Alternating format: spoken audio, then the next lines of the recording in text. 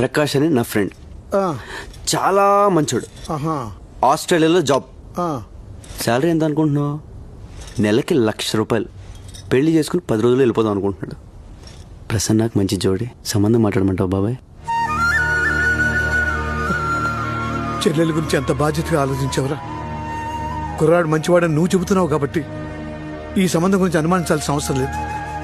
కానీ వాళ్ళు కట్నంగా 50 లక్షలు అడుగుతున్నారు బాబాయ్. 50 లక్షలే? అయితే ఇల్లు అమ్మేద్దాం. అదేంటి బాబాయ్, ఈ ఇల్లు అంటే నీకు ప్రాణం కదా. కావచ్చు, మంచి సంబంధం కదా. నా కూతురు సుఖం కన్నా నాకేది ముఖ్యం కాదురా. ఇల్లు అమ్మేసి ప్రసన్న పెళ్లి చేసేద్దాం.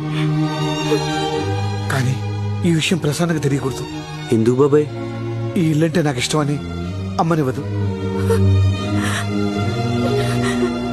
పైగా 10 రోజుల్లో పెళ్ళంటే నన్ను వదిలి వెళ్ళలేక పెళ్లి ఒప్పుకోదురా.